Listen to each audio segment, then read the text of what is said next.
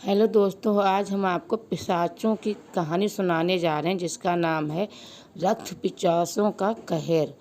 पिशाचों की शुरुआत कैसे हुई?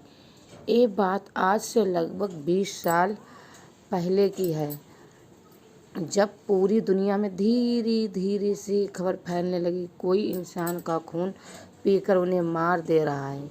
और वो दिन ज़्यादा दूर नहीं था जब ये खबर हमारे राज्य में गूंजने लगी। लोगों में ये खबर बहुत तेजी से फैलने लगी। प्रेत जैसे डरावने लोग जिनके दो बड़े बड़े दांत वो हमारे राज्य में घुस आए हैं, उनके बारे में ये भी वहाँ के लोग कहते हैं कि वो हवा की तरह तेज हैं। कुछ दिन बाद ही ये बातें सच होती दिखाई देने का माहौल लगी। एक दिन एक लड़की अपने घर में सो रही थी, तभी वहाँ पर प्रेत जैसा दिखने वाला प्राणी उसके घर में घुस गया। उसके बाद वो प्रेत उसको अपनी हफ्स का शिकार बनाकर उसके गले पर काट देता है और उसका खून चूसकर उसे मार डालता है। उसके बाद तो जैसे सिलसिला ही शुरू हो गया। आए दिन किसी न किसी आदमी या औरत की लाश मिलती थी। हर लाशों के गले पर दांत के निशान मिलते थे। तब सभी ने एक प्रेत जैसे दिखने वाले प्राणी का नाम रक्त पिशाच रखा। ये तो बस रक्त पिशाचों के कहर की शुरुआत थी। पिशाचों के डर से अब रात में लोगों ने बाहर निकलना भी बंद कर दिया था, क्योंकि पिशाच रात को ही बाहर आते थे। पिशाचों को जो लड़की या औरत पसंद आती थी वो उन्हें अपनी हवस का शिकार बनाकर उनका खून पीकर उन्हें मार डालते थे।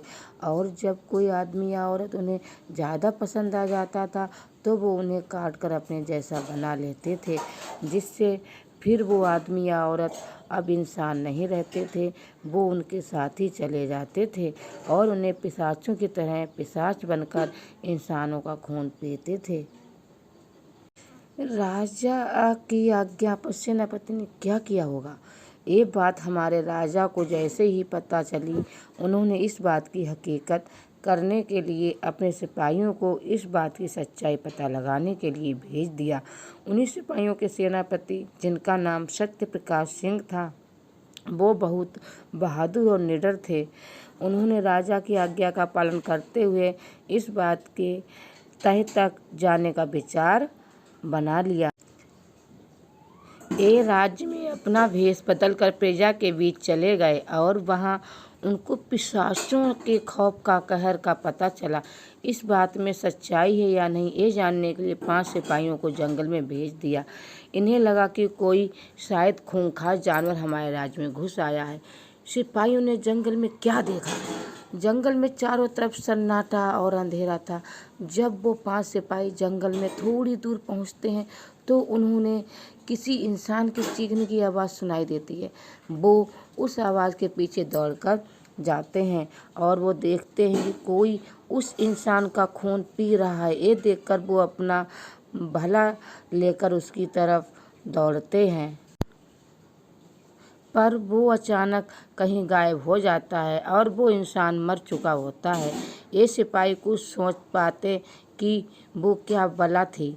उससे पहले सबसे पीछे खड़ा उनका सिपाही गायब हो जाता है और थोड़ी देर में इनके ऊपर ही उस सिपाही की लाश गिरती है, जिसके गले में वही काटने का निशान था। ये देखकर चारों सिपाही बहुत डर जाते हैं। वो हर तरफ देखने की कोशिश करते हैं पर उन्हें कुछ नज़र नहीं आता है। तभी सामने से बहुत तेज़ी से एक पिशाच उन पर हमला करता है और एक सिपाही को पकड़कर उसका खून चूसने लगता है। बाकी सिपाही उस पर अपना भाला चलाते हैं पर उसे कुछ नहीं होता। तभी पीछे से एक और औरत पिशाच उसमें से एक सिपाही पर हमला कर उसे मार डालती है। बाकी के 2 सिपाही अपनी जान बचाकर बहुत तेज़ी से वहाँ से भागते हैं, पर उन्हें नहीं पता उनका पाला आज किससे पड़ा है। वो पिशाच चुटकी भर में ही दोनों को मार डालते हैं। सेनापति ने क्या फैसला लिया? जब सुबह होती है और सिपाही वापस नहीं आते, तब सेनापति सत्यप्रकाश को ये बात खटकती है और इस बात का पता लगाने के लिए वो खुद सुबह उस जंगल में जाते हैं और उन्हें वहाँ उन 5 सिपाहियों की लाशें अलग अलग जगहों पर खून से लथपथ मिलती हैं।